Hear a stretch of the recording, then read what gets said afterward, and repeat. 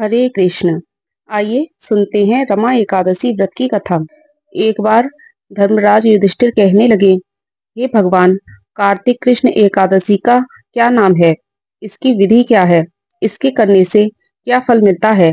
सो आप विस्तार पूर्वक बतलाइए। भगवान श्री कृष्ण बोले कि कार्तिक कृष्ण पक्ष की एकादशी का नाम रमा है। यह बड़े बड़े पापों का नाश करने वाली है।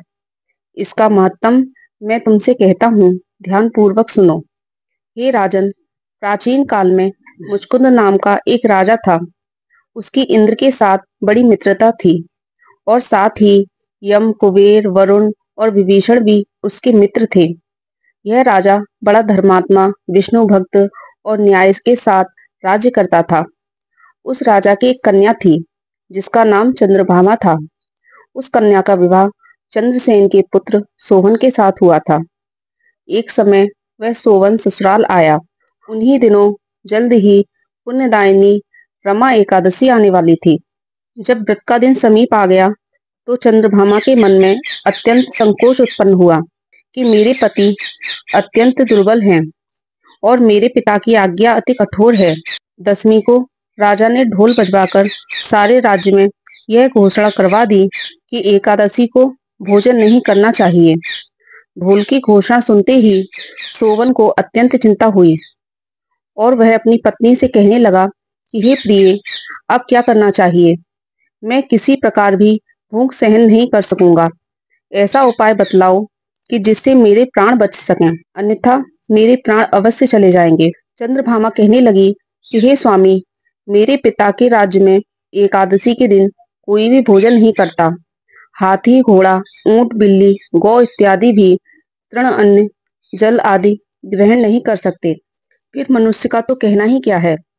यदि आप भोजन करना चाहते हैं तो किसी दूसरे स्थान पर चले जाइए, क्योंकि यदि आप यहाँ रहना चाहते हैं तो आपको अवश्य व्रत करना पड़ेगा। यह सुनकर सोहन कहने लगा कि हे प्रिय, मैं अवश्य व्रत करूंगा।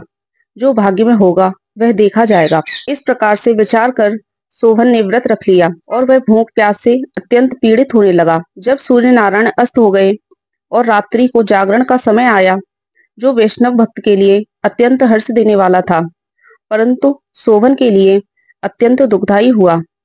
प्रातःकाल होते ही सोहन के प्राण निकल गए। तब राजा ने सुगंधित काष्ठ से उसका दाह संस्कार करवाया, परंतु चंद्रभामा ने अपने पति की आज्ञा से अपने शरीर को दग्ध नहीं किया और सोहन की अंत्येष्टि क्रिया के बाद भी अपने पिता के ही घर रहने लगी। रमा एकादशी के प्रभाव से सोहन मंदराचल पर्वत पर धन्य धान्य से युक्त तथा शत्रुओं रहित एक सुंदर देवपुर प्राप्त हुआ। वह अत्यंत सुंदर रत्न और वैदुर्य मणि जड़े स्वर्ण के खम्भों पर निर्मित अनेक प्रकार की स्फटिक मणियों से सुशोभित भवन, बहुमूल्य वस्त्र आभूषणों तथा छत्र व चंबर से विभूषित गंधर्व और अप्सराओं से युक्त सिंहासन पर आरूढ़ ऐसा शोभायमान होता था मानो दूसरा इंद्र विराजमान हो। एक समय मुचकुंद नगर में रहने वाला एक सोम शर्मा नाम का ब्राह्मण तीर्थ यात्रा करता हुआ घूमता घूमता उधर जा निकला और उसने सोहन को पहचान कर कि यह तो राजा का जमाई सोहन है, उसके निकट गया। सोहन भी उसे पहचान कर अपने आसन से उठकर उसके पास आया और प्रणाम आदि करके कुशल प्रश्न किया। ब्राह्मण ने कहा कि राजा मुचकुंद और आपकी पत्नी कुशल से हैं। नगर में भी सब प्रकार से कुशल हैं, परंतु हे राजन, हमें आश्चर्य हो रहा है। आप अपना वृतांत कहिए कि ऐसा सुंदर नगर जो न कभी देखा न सुना, आपको कैसे प्राप्त हुआ? तब सोहन बोला कि कार्तिक कृष्ण की रमा एकादशी का व्रत करने से मुझे यह नगर प्राप्त हुआ है, परंतु यह अस्थिर है। यह स्थिर हो जाए ऐसा उपाय कीजिए। ब्राह्मण कहने लगा कि हे राजन, यह स्थिर क्यों नहीं है और कैसे स्थिर हो सकता है? आप बतलाइए, फिर मैं अवश्य ही इसका उपाय करूंगा। मेरी इस बात को आप मिथ्या न समझिए। सोहन ने कहा कि मैंने इस व्रत को श्रद्धा रहित होकर किया है, अतः यह सब कुछ अस्थिर है। यदि आप मुचकुंद की कन्या चंद्रभामा को यह सब वृतांत कहें तो यह स्थिर हो सकता है। ऐसा सुनकर उस श्रेष्ठ ब्राह्मण ने अपने नगर लौटकर चंद्रभामा से यह सब वृतांत कह सुनाया। ब्राह्मण के वचन सुनकर चंद्रभामा बड़ी प्रसन्नता से ब्राह्मण से कहने लगी कि हे ब्राह्मण, ये सब बातें आपने प्रत्यक्ष देखी हैं या स्वप्न की बातें कह रही हैं? ब्राह्मण कहने लगा कि हे पुत्री, मैंने महावन में तुम्हारे पति को प्रत्यक्ष देखा है।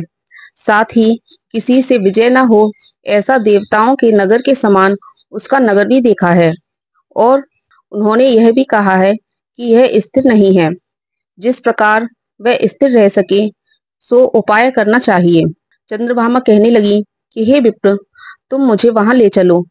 मुझे पति देव के दर्शन की तीव्र लालसा है। मैं अपने किए हुए पुण्य से उस नगर को स्थिर बना दूंगी। आप ऐसा कार्य कीजिए जिससे उनका संयोग हो, क्योंकि वियोगी को मिला देना महान पुण्य का काम है। सोम शर्मा यह बात सुनकर चंद्रभामा को लेकर मंदराचल पर्वत के समीप वामदेव ऋषि के आश्रम पर गया। वामदेव ने सारी बात सुनकर वेद मंत्रों के उच्चारण से चंद्रभामा का अभिषेक कर दिया। तब ऋषि के मंत्र के प्रभाव से और एकादशी के व्रत से चंद्रभामा का शरीर दिव्य हो गया और वह दिव्य गति को प्राप्त हुई। इसके बाद बड़ी प्रसन्नता के साथ अपने पति के निकट गई।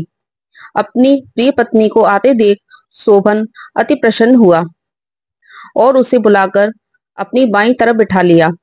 चंद्रभामा कहने लगी कि हे प्राणनाथ, आप मेरे पुण्य को ग्रहण कीजिए। अपने पिता के घर जब मैं 8 वर्ष की थी तब से विधि पूर्वक एकादशी व्रत को श्रद्धा पूर्वक करती आ रही हूँ। इस पुण्य के प्रताप से आपका यह नगर स्थिर हो जाएगा तथा समस्त कर्मों से युक्त होकर प्रलय के अंत तक रहेगा।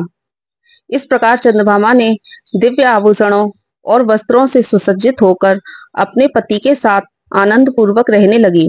हे राजन, यह मैंने रमा एकादशी का महत्तम कहा है। जो मनुष्य इस व्रत को करते हैं उनके ब्रह्मा हत्यादि समस्त पाप नष्ट हो जाते हैं। कृष्ण पक्ष और शुक्ल पक्ष की दोनों एकादशी समान हैं। इनमें कोई भेदभाव नहीं, दोनों समान फल देती हैं।